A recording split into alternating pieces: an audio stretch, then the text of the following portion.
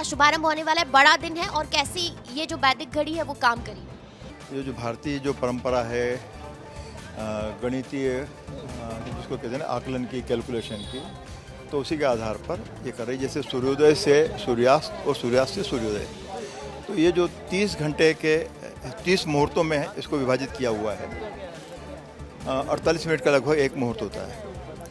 और ये जो घड़ी है ये सूर्य की स्थिति तो बताएगी ही, चंद्रमा की स्थिति बताएगी, नक्षत्र मंडल की स्थिति बताएगी, और बाकी जो हैं बहुत सारे जो समराशियों की स्थिति है वो भी बताएंगी।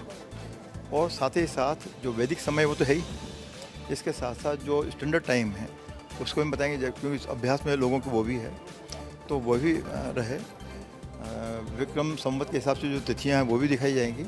और जो सर आज जो लॉन्च हो रहा है, ऐप से कैसे लोग देख सकेंगे, कैसे इसके बारे में जान सकेंगे, और क्या सभी लोगों को इसके बारे में जानकारी दी जाएगी कि वो वैदिक घड़ी को कैसे देख पाएंगे? बिल्कुल, एक तो वैदिक घड़ी को कैसे देखना है, क्योंकि उसके लिए भी हमने कुछ फोल्डर भी तैयार किए हैं, वो नेट पर भी अवेलेबल हैं, और उसमें QR कोड भी है। तो जो जहाँ पर मान लीजिए कि वो QR कोड यदि वो बॉम्बे में बैठ के देख रहा है तो वहाँ से वो कर सकता है, या YouTube पर भी अवेलेबल हो जाएगा, तो वहाँ भी वो देख के उसको अलग अलग भाषाओं में भी आपने ऐप में डाला है, ताकि कोई भी राज्य का हो, किसी भी भाषा में हो, वो इसको देख। किसी भी जाति, कोई भी मजहब, कोई भी भाषा, देश का हो, बाहर का हो, क्योंकि सूर्य पर जैसे सबका अधिकार है, काल पर सबका अधिकार है, और काल सबका नियंता है, ठीक इसी तरह से अफ्रीका में जो लोग हैं वो भी चाहें तो सूर्योदय के हिसाब से, जो वैदिक गणना है उसके हिसाब से समय को देख सकते हैं, समझ सकते हैं।